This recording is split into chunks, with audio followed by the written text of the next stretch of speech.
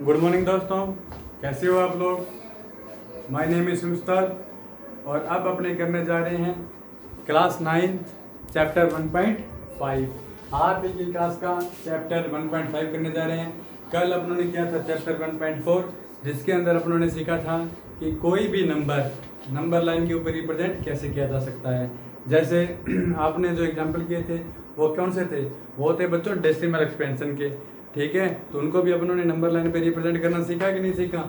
उस एक्सरसाइज 1.4 से अपनों को एक बात अच्छे से समझ में आई। वो बात ये थी कि किन्हीं भी दो नंबर के बीच में इनफाइनाइट नंबर होते हैं। किन्हीं भी दो नंबर के बीच में इनफाइनाइट नंबर होते हैं। जैसे 0.3 और 0.4 के बीच में पूछूं तो इनफाइनाइट नंबर होते हैं। ठीक है, अभी अपने करने जा रहे हैं चैप्टर 1.5। ये चैप्टर सारा का सारा आप पे डिपेंड करता है, देखते रहिए। पहला क्या कहता है, classify the following numbers are rational और इररेशनल। आपको क्या करना है, आपको बताना है कि जो ये नंबर दिए गए हैं ये रेशनल है कि इररेशनल है। तो अपना क्वेश्चन है नंबर 1 पर a2 माइनस √5। ठीक है, अब पहला देखो, आपके पास वैल्यू क्या लिखी हुई है 2 माइनस √5। आपको पूछा गया है कि ये एक रेशनल होता है कि इररेशनल होता है। तो अब ध्यान से देखना, ये दो कैसा नंबर है, ये दो एक रेशनल नंबर है कि नहीं। ये कैसा नंबर है बच्चों, एक इररेशनल नंबर है। अब मेरी एक छोटा सी पॉइंट है जिसको आप लोग ध्यान से समझना, ध्यान से सुनना। जब एक रेशनल नंबर में, कौन से नंबर में, जब एक रेशनल नंबर में दूसरा इररेशनल नंबर जोड़ा जाता है या घटाया जाता है या मल्टीप्लाई किया जाता है या डिवाइड किया जाता है, तो वो कैसा नंबर होता है, वो नंबर होता है इररेशनल। हाँ, तो मैंने आप लोगों को क्या बताया, मैंने आप लोगों को बताया कि एक रेशनल नंबर में दूसरे रेशनल नंबर को, इररेशनल नंबर को चाहे तो प्लस करो, चाहे माइनस करो, चाहे मल्टीप्लाई करो, चाहे डिवाइड करो, कैसा नंबर आता है, इररेशनल आता है। तो पहला क्वेश्चन क्या था आपके पास, 2 माइनस √5। तो अब मेरे को वैल्यू निकालनी है, किसकी निकालनी है, 2 माइनस √5। तो 2 का 2 पड़ा है, √5 का वैल्यू क्या है, √5 की वैल्यू मैं लिख चुका हूँ यहाँ पे, ये होती है √5 की वैल्यू। तो अगर मैं यहाँ √5 की वैल्यू रखूँ तो ये आएगा 2.2360679 डैश डैश डैश। और इसको अगर आप लोग अपने आप सॉल्व करोगे तो भी ये कैसा नंबर आएगा, ये नंबर आएगा -0.2360679 डैश डैश डैश। देखो, ये प्लस का है, ये माइनस का है। बड़े में से छोटे को माइनस करते हैं, जो बड़ा होता है उसका साइन आता है। तो ये कैसा नंबर आ रहा है, इररेशनल। तो आपको इतना याद रखने की जरूरत नहीं है, क्योंकि पेपर के अंदर कोई जरूरी थोड़ी है √5 ही आएगा, उसके अंदर और चीज़ें भी तो आ सकती है। तो और चीज़ें आएगी तो अपनों को समस्या हो जाएगी। तो आपको क्या याद रखना होगा, तो मैंने क्या बताया है आप लोगों को, वो रूल मैं आपको यहाँ छोटा सा मेंशन कर देता हूँ। कभी भी याद रखना, जो भी रूल आपसे कहे कि आपको बता रहा हूँ मैं, उसको याद रखना। क्या बताया मैंने आपको, एक रेशनल नंबर में, कौन से नंबर में, एक रेशनल में इररेशनल नंबर को ऐड कर दो, चाहे रेशनल नंबर में से इररेशनल को माइनस कर दो, चाहे रेशनल नंबर इररेशनल का मल्टीप्लाई कर दो, चाहे रेशनल और इररेशनल का डिवाइड कर दो। इसमें इररेशनल पहले आ जाए, रेशनल बाद में आ जाए तो भी कोई फर्क नहीं पड़ता। ये हमेशा कैसा नंबर रहेगा, इररेशनल रहेगा। ठीक है, कैसा रहेगा, इररेशनल। अब आपको अगला क्वेश्चन कहता है 3 प्लस √23 माइनस √23 कैसा नंबर है। तो फ्लो के अंदर मत बोल देना कि सर ने कहा था कि ये रेशनल है ये इररेशनल है, तो रेशनल में इररेशनल को ऐड कर दो तो इररेशनल हो गया। तो ये अगर माइनस √23 नहीं दिया होता ना तो ये कैसा नंबर है, ये इररेशनल नंबर है। लेकिन अब यहाँ क्या हो गया, ये प्लस का √23, ये माइनस का √23 निकल गया कि नहीं निकल गया। पीछे क्या रह गया, पीछे रह गया 3 को क्या लिख सकता हूँ मैं, 3/1। ये P/Q की फॉर्म में आ गया। इसका मतलब ये कैसा नंबर हो गया, रेशनल। ये कैसा नंबर हो गया, रेशनल। ये 2 पाई है, पाई की वैल्यू क्या होती है 3.1415 आपको पूछा है 2 पाई, तो 2 का मल्टीप्लाई कर दिया 28 36। तो ये कैसा नंबर आया? इरेशनल। कैसा नंबर आया ये? इरेशनल। अभी मैंने आप लोगों को समझाया था कि एक रेशनल नंबर और एक इरेशनल नंबर का मल्टीप्लाई करते हैं तो भी कैसा नंबर आता है? इरेशनल। तो यहाँ देखो 2 क्या है? रेशनल। पाई क्या है? इरेशनल। दोनों का क्या कर रहे हैं? मल्टीप्लाई। तो क्या आएगा? इरेशनल। समझ गए? ये रूल याद रखना, एक रेशनल हो एक इरेशनल हो, उनको कभी भी ऐड करो, मल्टीप्लाई करो, माइनस करो, डिवाइड करो, तो इनका आंसर में जो भी वैल्यू आएगी वो हमेशा इरेशनल ही होगी। ठीक है? ए बी ई सी और डी आपका होमवर्क है, आप अपने आप करोगे। आंसर नंबर सेकंड करने जा रहा हूं मैं। सेकंड क्या कहता है? सिंपलीफाई करो each of the flowing expression. ठीक है? सिंपलीफाई करना है। पहला क्या कहता है? 3 प्लस √3, आगे कहता है 2 प्लस √2। अभी देखो बेसिक रूल बताता हूँ। यहाँ देखो ये नंबर दोनों नंबर ब्रैकेट में बंद है, इनके बीच में कोई सिंबल नहीं है। जब दो नंबर ब्रैकेट में बंद हो और इनके बीच में कोई सिंबल नहीं हो तो इसका मतलब वो दोनों नंबर आपस में किसमें है? मल्टीप्लाई में। किसमें है? मल्टीप्लाई में। अब इसको सोल्व करना है, तो इसको सोल्व कैसे करते हैं वो देखो। सबसे पहले यहाँ क्या है? 3 का मल्टीप्लाई कर दो इन दोनों से, ये कर दिया। ठीक है? फिर यहाँ क्या है? प्लस, ये रहा प्लस। यहाँ क्या है? √3, ये रहा √3। अरे √3 का मल्टीप्लाई किससे करना है? इन दोनों से। इनसे 2 प्लस √2 से। समझ में आ रहा है कि नहीं आ रहा? यहाँ क्या था? 3, तो 3 का मल्टीप्लाई कर दिया 2 प्लस √2 से। यहाँ क्या था? √3, इसका मल्टीप्लाई कर दिया 2 प्लस √2 से। मतलब पहले वाले नंबर को आगे सारे से मल्टीप्लाई, दूसरे वाले नंबर को सारों से मल्टीप्लाई, बीच में प्लस था तो प्लस। अब देखो इसके अंदर रूल लगता है डिस्ट्रीब्यूटिव प्रॉपर्टी। कौन सा रूल लगा रहे हैं अपने? वैसे डिस्ट्रीब्यूटिव प्रॉपर्टी क्या कहती है? a into B plus C हो तो a into B plus a into C. ठीक है? तो यहाँ देखो 3 का मल्टीप्लाई 2 से किया तो 6, 3 का मल्टीप्लाई √2 से किया तो 3 √2, प्लस √3 का मल्टीप्लाई 2 से किया तो 2 √3, और √3 का मल्टीप्लाई √2 से किया तो √3 इंटू 2। देखो इस 2 और √3 का मल्टीप्लाई नहीं कर पाए। क्यों नहीं कर पाए? क्योंकि ये तो रूट में है, ये रूट में नहीं है। इन दोनों का मल्टीप्लाई अपनों ने कर दिया। क्यों कर दिया? क्योंकि ये दोनों भी रूट में थे तो रूट के अंदर मल्टीप्लाई हो गया। इसका आंसर आ गया 6 प्लस 3 √2 प्लस 2 √3 प्लस √6। ठीक है? हो गया इतना? ठीक है जी। अब आपके पास आगे वाला क्वेश्चन है बी क्वेश्चन क्या कहता है? 3 प्लस √3 का मल्टीप्लाई करो 3 माइनस √3 से। अब अपने 10th क्लास में हो गए ना? कौन सी क्लास में हो गए अपने? सॉरी 9th में हो गए।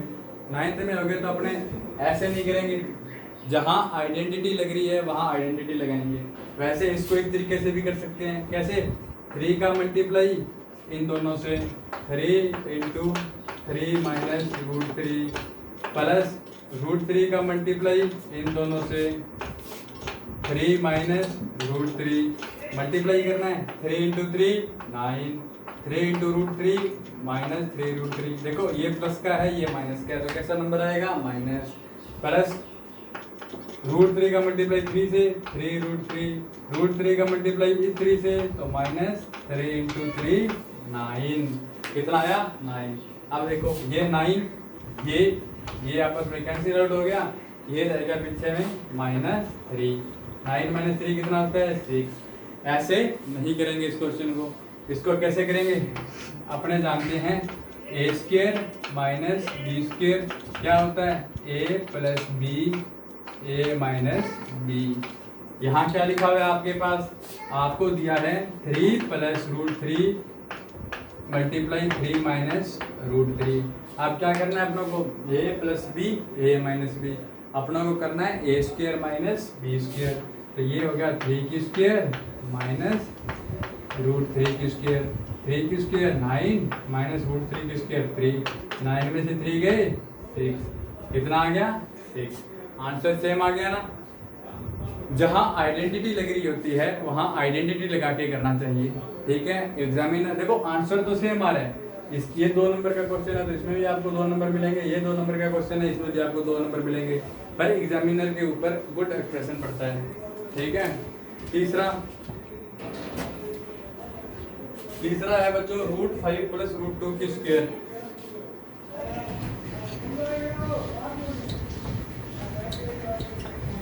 तीसरा कहता है सी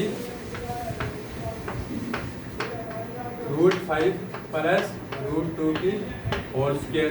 देखो रूट 5 प्लस रूट 2 की होल स्क्वायर क्या होता है, आपको फिर मैंने कहा था जहाँ आइडेंटिटी लग रही है वहाँ आइडेंटिटी लगानी है।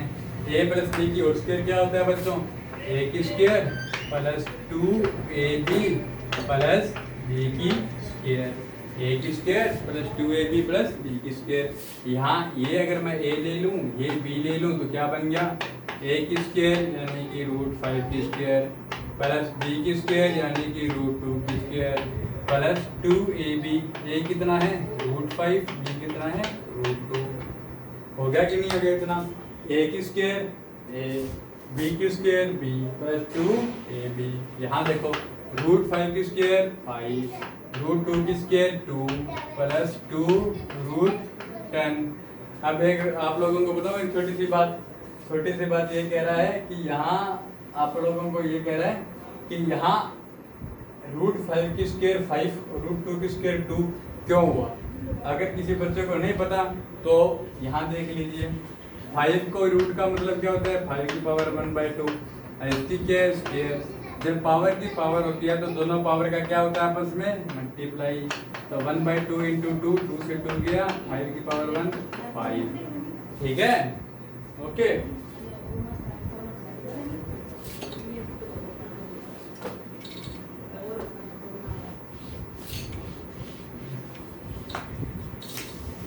अब देखो इसका फोर्थ है root 5 minus root 2 root 5 plus root 2, तो ये a minus B A plus B का है, आप अपने आप कर लोगे इसको A square minus B square बनेगा। अब क्वेश्चन थर्ड है वो बोलता हूँ, ये कहता है pi is defined as the ratio of circumference of a circle और टू इट्स डायमीटर। ये क्या कहता है,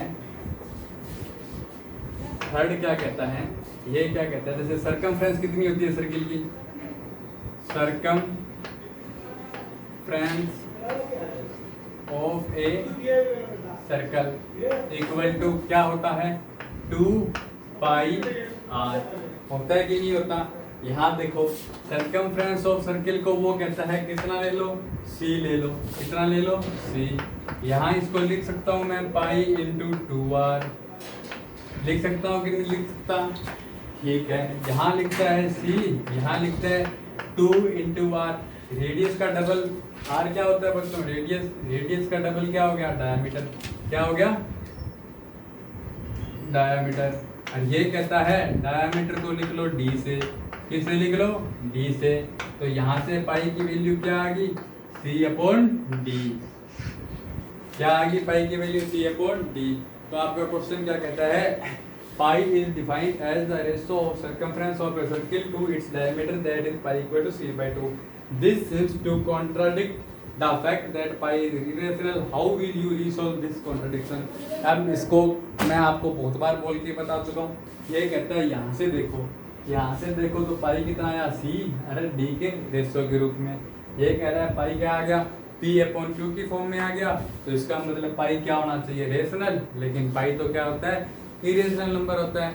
तो इसका सॉल्यूशन अपने पास एक ही है, we know that pi is irrational number because अपने जब स्केल से मेजर करते हैं तो अपने ये डिपेंड नहीं करता, अपने उसके अप्रोक्सीमेट वैल्यू लेके मेजर करते हैं, ना कि उसकी पूरी वैल्यू लेते हैं। तो pi is approximate equal to 22/7, ये इसका आंसर है, ठीक है। पाई इसको c/d को अगर अपने सोल्व करते हैं on the reference of earth तो इसकी वैल्यू होती है 22/7, जो कि अप्रोक्सीमेट इक्वल टू होती है, ठीक है। तो इसका मतलब पाई कैसा है इरेशनल नंबर, कोई कॉन्ट्राडिक्शन नहीं है बच्चों, पाई की वैल्यू 3.1415 10 होती है, बहुत होती है इरेशनल। जो 22/7 लेते हैं वो अपने अप्रोक्सीमेट वैल्यू लेके चलते हैं, ठीक है। जैसे मैं आपको जैसे इसी के अंदर मैं कह दूँ डायमीटर है जो 1.2 3 4 5 6 7 8 9 10 11 इतना है, तो आप स्केल के अंदर लिख सकते होगा। मैं कह दूँ डायमीटर 1.3 4 5 7 8 9 2 7 5 6 ये है, तो क्या आप इसको स्केल के अंदर इतनी डिजिट ही ले लोगे? क्या नहीं लोगे ना, आप अप्रोक्सीमेटली 1.2 डिजिट की एक लाइन बना लोगे, है कि नहीं है। यही चीज़ डिपेंड करती है, अप्रोक्सीमेट वैल्यू ली जाती है, ठीक है बच्चों। फोर्थ क्वेश्चन है आपको रूट 9.3 को नंबर लाइन के ऊपर रिप्रेजेंट करो। तो ये जो है अभी देखता हूँ मैं, 1 मिनट रुको। ये रूट 9.3 को नंबर लाइन के ऊपर रिप्रेजेंट करना है, यही कर लेते हैं पहले, ठीक है। चलो फोर्थ से पहले अपने फिफ्थ क्वेश्चन कर लेते हैं, क्योंकि हो सकता है फोर्थ क्वेश्चन ज़्यादा टाइम खा ले, फिर इसको अगली वीडियो में कराना पड़े। तो पहले अपने वाला काम कर लेते हैं, फिफ्थ वाला, ठीक है। तो फिफ्थ क्वेश्चन क्या कहता है, डिनोमिनेटर का रेशनलाइज करो 5 नंबर।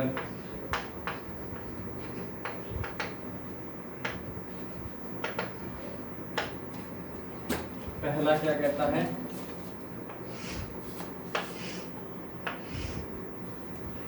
ये कहता है 1/√7 माइनस √6। ये कहता है 1/√5 प्लस √2। ये कहता है 1/√7 माइनस 2। ये कहता है 1/√7। देखो डिनोमिनेटर के अंदर जब इरेशनल नंबर होता है तो उसको सोल्व करना बहुत मुश्किल होता है। डिनोमिनेटर में जब इरेशनल नंबर होता है तो उसको सोल्व करना बहुत मुश्किल होता है। एग्जाम्पल के तौर पे ये देखो 1/√2 लिख दिया, √2 की वैल्यू होती है 1.14142 डैश डैश डैश। जो ये वैल्यू फिक्स नहीं है तो अपने डिवाइड कैसे करें, नहीं कर सकते ना। तो इस काम के लिए अपने क्या किया जाता है, रेशनलाइजेशन। क्या किया जाता है, रेशनलाइजेशन। रेशनलाइजेशन क्या कैसे करते हैं, जो डिनोमिनेटर होता है उससे अपोजिट से ऊपर नीचे डिवाइड कर देते हैं, ठीक है। अपोजिट का मतलब यदि डिनोमिनेटर a+b है तो a-b से डिवाइड कर दो। समझे कि नहीं समझे, ये भी समझाते हैं। ये देखो यहाँ क्या है √7 माइनस √6। तो रेशनलाइज करना है तो कुछ नहीं करना, 7 माइनस √6 मल्टीप्लाई कर दो। देखो मल्टीप्लाई दोनों नंबर को करना पड़ेगा, अकेले न्यूमरेटर को कर नहीं कर सकते, अकेले डिनोमिनेटर को नहीं कर सकते, क्योंकि अकेले न्यूमरेटर या डिनोमिनेटर को मल्टीप्लाई करने पर तो उसकी वैल्यू चेंज हो जाएगी। कैसे करना है, जो नंबर दिए होते हैं नीचे अगर a-b दिया है तो a+b से ऊपर नीचे मल्टीप्लाई कर दो, नीचे a+b दिया है तो a-b से मल्टीप्लाई कर दो। यहाँ क्या लिखा हुआ है √7 √6, तो ये रहा √7 √6 √7 √6। यहाँ क्या है माइनस, तो मैंने किससे मल्टीप्लाई कर दिया, प्लस से। समझ में आ रहा है, आगे समझ में। नीचे a-b है, ये देखो मैं यहाँ लिख देता हूँ 1/a+b है, इसका रेशनलाइज करना है तो 1/a+b तो यही पड़ा है a-b और a-b से मल्टीप्लाई कर दो। यहाँ माइनस होता तो यहाँ प्लस से मल्टीप्लाई कर देते। आगे वाला देखो 1/√5 प्लस √2 है, तो किससे मल्टीप्लाई करना है, √5 माइनस √2, √5 माइनस √2। आगे वाला है इसको किससे करते हैं भाई, यहाँ नीचे किससे है √7 माइनस 2 है, तो इसको मल्टीप्लाई कर दो √7 प्लस 2 √7 प्लस 2। रेशनलाइज यानी कि डिनोमिनेटर में से इरेशनल नंबर को हटाना है। √7 माइनस √6 था तो प्लस से, प्लस था तो माइनस से, माइनस था तो प्लस से, ऊपर नीचे मल्टीप्लाई कर दिया। इसमें देखो सबसे आसान, इसमें ना प्लस है ना माइनस है, तो जो दिया है उसी से कर दो, है कि नहीं है। अब देखो 1 का मल्टीप्लाई इससे करेंगे तो क्या आएगा ऊपर √7 प्लस √6। समझ गए, 1 का मल्टीप्लाई इससे किया तो ये आ गया। नीचे क्या पड़ा है a-b a+b a-b a+b। तो फार्मूला क्या होता है a-b a+b क्या होता है a² माइनस b² होता है कि नहीं होता। तो यहाँ a कितना है √7 की स्क्वायर माइनस बी कितना है रूट 6 की स्क्वायर। यहाँ से देखो रूट 7 प्लस रूट 7 की स्क्वायर 7 माइनस रूट 6 की स्क्वायर 6, ये आ गया रूट 7 प्लस रूट 6 अपॉन 1। आ गया कि नहीं आ गया? अब इस 1 को हटा दो, डिनोमिनेटर से निकल गया ना ये रेशनल नंबर। ये सारे आपके होमवर्क आगे वाले, ये आपको अपने आप करने होंगे, ठीक है? जो नहीं है समझ लेना, कुछ नहीं करना। a plus B A minus B की स्क्वायर का फार्मूला लग जाएगा। ये d है, ये तो सबसे सिंपल है, 1 का रूट 7 से किया तो रूट 7 नीचे आ जाएगा रूट 7 की स्क्वायर, ऊपर पड़ा है रूट 7, नीचे हो गया 7, ठीक है? कैलकुलेशन को आसान बनाने के लिए अपने इसका रेशनलाइज करते हैं। फोर्थ क्वेश्चन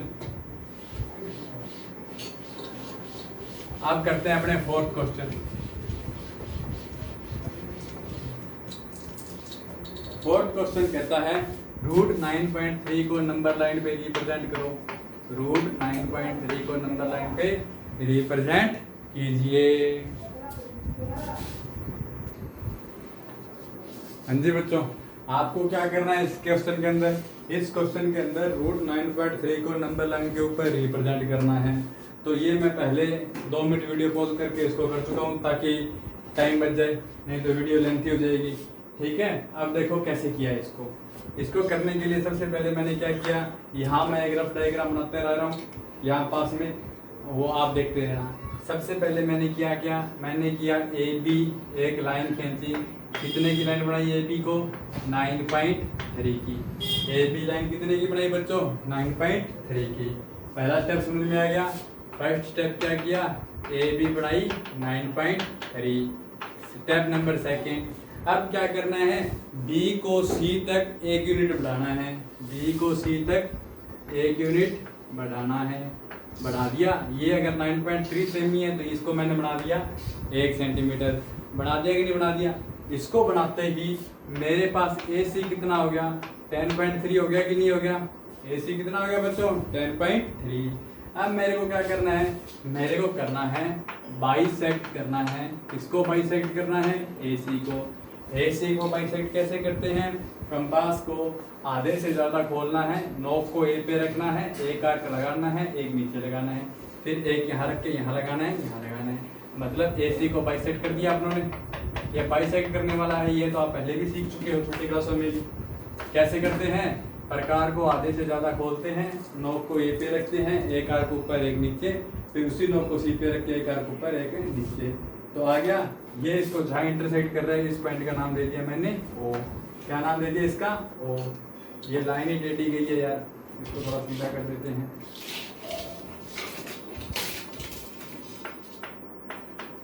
ये हो गया ना, ठीक है।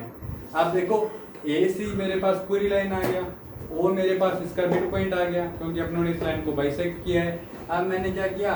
प्रकार के नोक को ओ पे रख के ओ ए और ओ सी रेडियस ले ली। कौन सी रेडियस ले ली? ओ ए ले लो या ओ सी ले लो, एक सर्किल बना दो। बन गया कि नहीं बन गया? एक सर्किल, हाफ सर्किल बन गया ना। कैसे बनाया मैंने?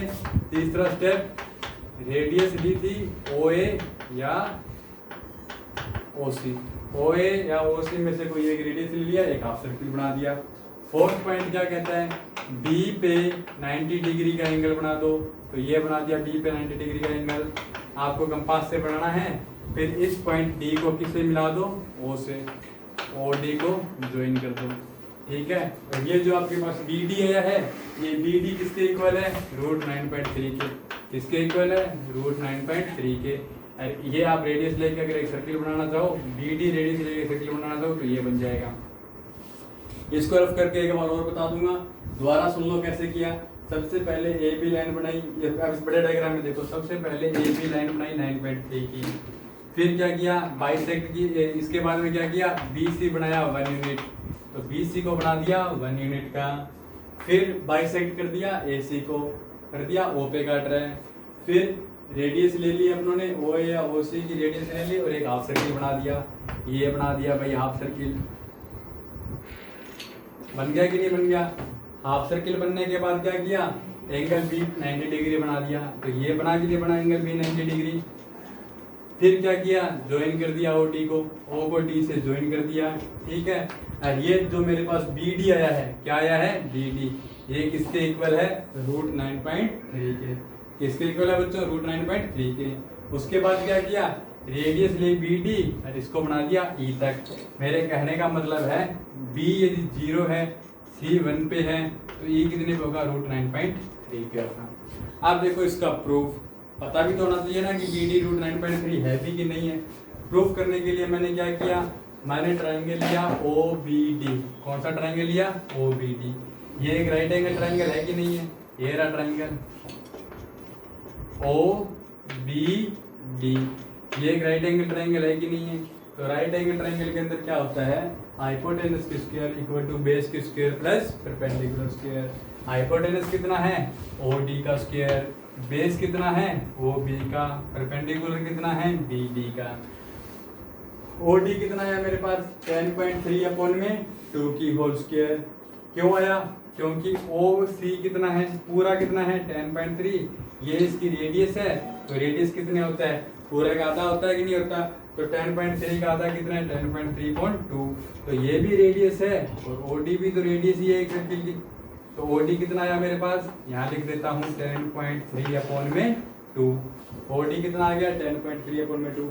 अब मेरे को चाहिए ओबी, तो ओबी मैंने यहाँ निकाल के दिखाया है, ये देखो ओ सी किसके इक्वल है बच्चों, O B plus B C के।